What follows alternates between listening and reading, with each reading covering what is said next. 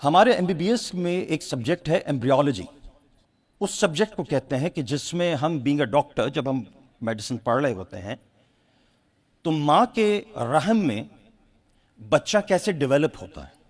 Developmental stages of embryo, وہ 9 مہینے رب العزت ایک نئی زندگی کو ماں کے رحم میں کیسے تخلیق کرتا ہے. یہ پورا سبجیکٹ ایمبریولوجی کہلاتا ہے. میڈیسن کے اندر باقاعدہ پورا ایک الگ سبجیکٹ جو ہم پڑھتے ہیں، اور ڈیفینیٹلی پڑھنا ہی پڑتا ہے کیونکہ میڈیسن ہے ہی انسان، علم طب. ایمبریولوجی کا گاڈ فادر، ایمبریولوجی کا انوینٹر، ایمبریولوجی کا بہت بڑا مصنف جس کی کتب ہم میڈیکل کالج کے اندر ایز اے ٹیکسٹ بک پڑھتے ہیں، اس کا نام ہے ڈاکٹر کیتھ ایل مور. ڈاکٹر کیتھ ایل مور 80-70 کے آخر میں، 80 کی شروعات کی دہائی کے اندر ڈاکٹر کیتھ ایل مور جو ایمبریولوجی کا گاڈ فادر ہے، وہ سعودی عرب اور جامعۃ الازہر مصر کے دورے کرتا ہے، اور وہاں اس کو انگلش میں قرآنک ریسیٹیشن سننے کو ملتی ہے جس میں کہ وہ سن کے دنگ رہ جاتا ہے. قرآن سنتا ہے انگلش کے اندر اور وہ دنگ رہ جاتا ہے. وہ تھوڑی دیر اس نے نیریٹ کیا اپنا یہ واقعہ پورا، اب تو خیر دنیا میں نہیں ہے. وہ کہتا ہے کہ میں دنگ رہ گیا وہ انگلش ریسیٹیشن سنتے ہوئے قرآن کی، اور میں نے روکا قاری کو سعودیہ میں بھی اور جامعۃ الازہر میں کہ یہ کیا پڑھ رہے ہو تم. اس نے کہا ہماری آسمانی کتاب ہے، ہماری دینی کتاب ہے، قرآن مجید ہے. اس نے کہا اس قرآن مجید کے اندر یہ کچھ پوچھا، یہ قرآن مجید کتنی پرانی کتاب ہے؟ کہا 14 سال پہلے رسول اللہ صلی اللہ علیہ وسلم کے سینے مبارک پہ اس قرآن کو نازل کیا گیا. جس سینے کی قسمیں کھائیں گے، جو سینہ بھرا ہوا علم سے، جن کو وہ کچھ پتا تھا جو پہلے ہو چکا تھا، اور جن کو وہ کچھ پتا ہے جو آگے ہونا ہے.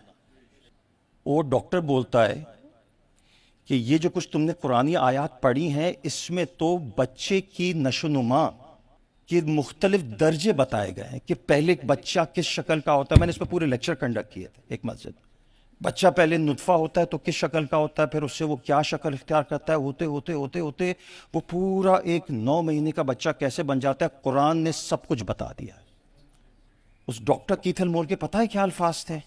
اس نے کہا کہ آپ عجیب قوم ہو، تمہارے نبی نے تو 1400 سال پہلے سب کچھ تمہیں قرآن میں بتا دیا، تم نے کھولنے کی توفیق نہیں ہوئی. ایمبریولوجی کا گاڈ فادر تو کوئی مسلم ڈاکٹر ہونا چاہیے تھا. یہ تو آج ہم جب الٹرا ساؤنڈ وغیرہ کی ریسرچ پہ پہنچ گئے اور ہم نے کھول کے اندر دیکھا کہ ہوتا کیا ہے، تو ہم نے یہ پورا علم کریٹ کیا جس کو ایمبریولوجی کہتے ہیں.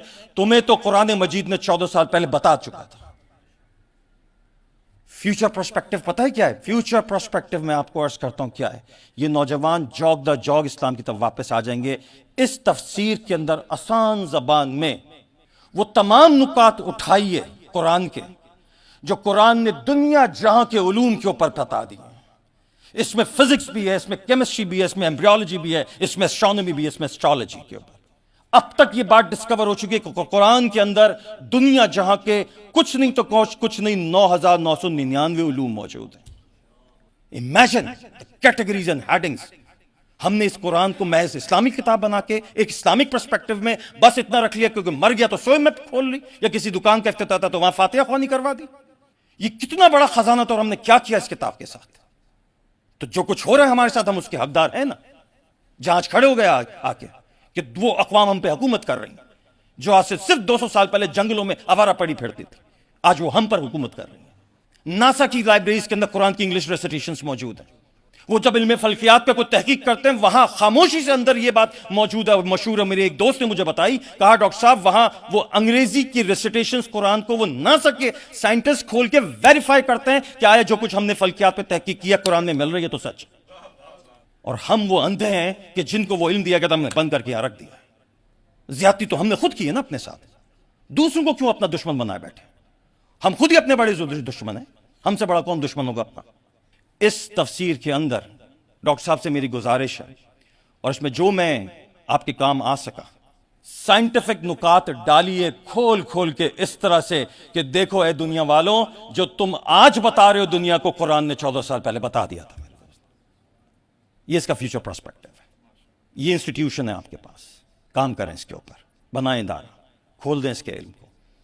اللہ تعالیٰ سے میری بڑی مخلص دعا ہے، یہ جو آج پلیٹ فارم میں یہاں دیکھ رہا ہوں، آپ کی دل جمعی دیکھ رہا ہوں، تسلیم بھائی کی محبت دیکھ رہا ہوں، اسماعیل بادونی صاحب کو تو اللہ رب العزت نے ماشاءاللہ، میں نے کہا نا مجھے بڑی امید ہو چلی ہے کہ اس کو بنیاد بناتے ہوئے، اس بیج کو استعمال کرتے ہوئے، کاش کہ ایسا ممکن ہو جائے آنے والے مستقبل میں کہ ہم دنیا کو اسلامک ایجوکیشن کریکولم واقعتاً دینے کے قابل ہو جائیں انشاءاللہ۔